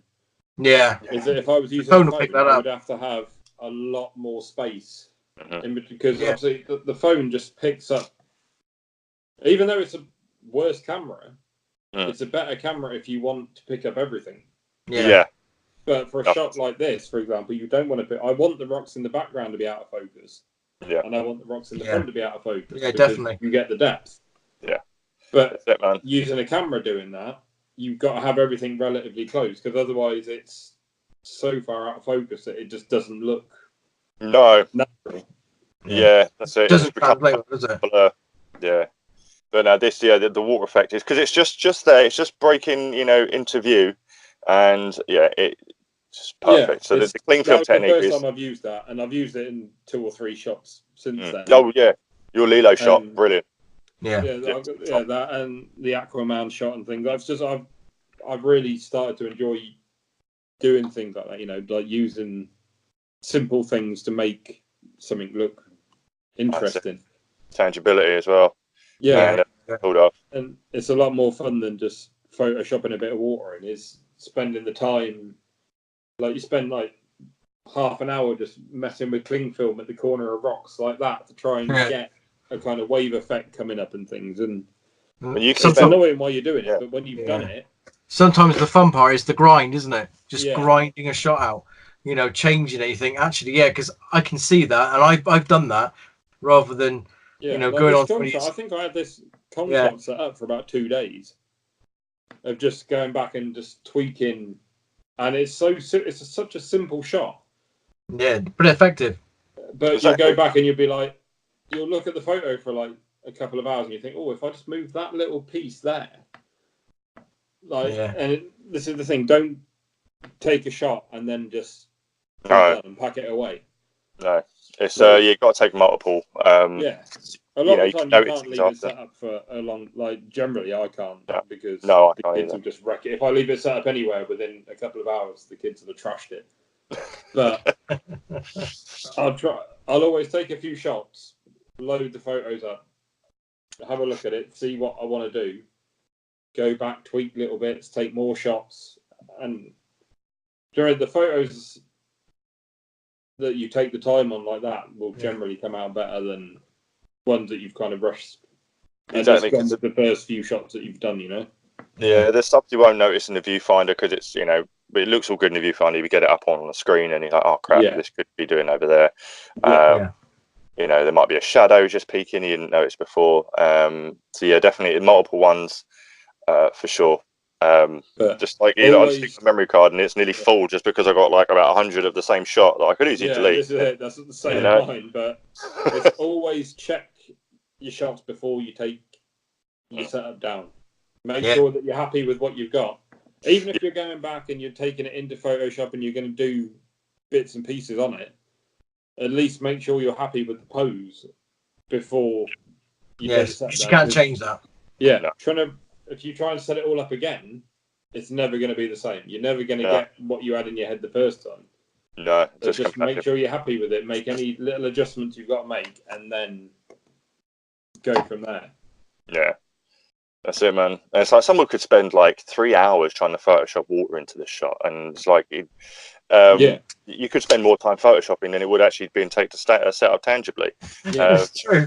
That happens a lot. But again, it's going back from being a kid and seeing those toy adverts and seeing if there was an advert for this Kong, it would be something like that.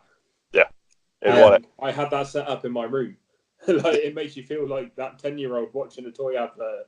Mate, for sure. Remember seeing back when I was obsessed with the Ninja Turtles, and I'd open up the damn Argos catalogue and I'd see the old Playmates ones, and the little shot they've used had them on a creek with some water. And I'd be like, not only do I want the figures, I didn't know how Argos worked. I thought it was magic. You put you order in, all of a sudden this guy automatically knows what you want. Like, how did you know this? And I was like, I want the setup as well. And then it broke my heart when I realised I couldn't get the damn setup too. You know, and it was just for, and then I learned what life was all about, and you can't have everything, not as a kid. So yeah, and then I realised not until you've got money. No, exactly, yeah, and yeah. It's an investment, this hobby, but man, it's definitely worth it. So yeah, props for sure. But it's the things like that just take you back to being a kid when you just set up a shop. If you set up something tangibly, and you've got it set up in front, like with the set I've got, the die I built for Karl is set up literally in front of me as we speak, and it takes me back to being a kid because I've got Nightwing set up in front of a shop, and it looks like a toy advert from the 80s. Like, when that's why we do it though. I've been there, then I've been like, oh, I want that toy. Yeah. That's exactly what I'm thinking as I'm looking at it. Yeah. So I might keep it now.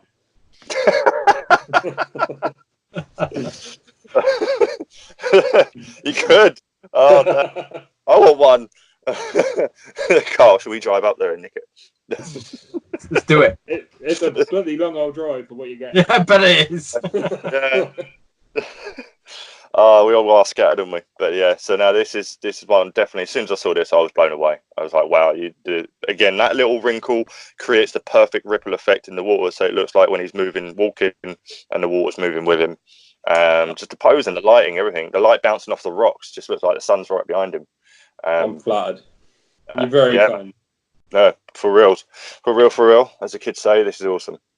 But yeah, so that is our 6 of our own and the ones we've chosen for each other. Okay, so I think that's pretty much it. Should we wrap it up here? Yeah, I think we're all good here. I don't want to bore everyone for too long. No, yeah, exactly. Excellent. Okay then, right, that'll wrap it up then. So goodbye from all of us. Thank you again for watching, and yeah, remember to visit our website at www.plasticactionuk.co.uk for the latest news, reviews, and yeah, latest projects and everything. Some general chit chat. And our Facebook and Instagram is at Plastic Action UK, and we have a YouTube, which this will be on as you are. Subscribe, like, share, comment, do all that jazz. We've got plenty more coming.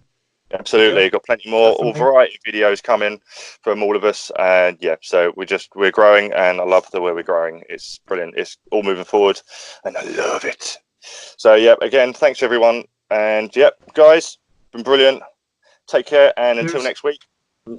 Cheers. Peace out, homies. Peace Bye. out. Plastic Action out.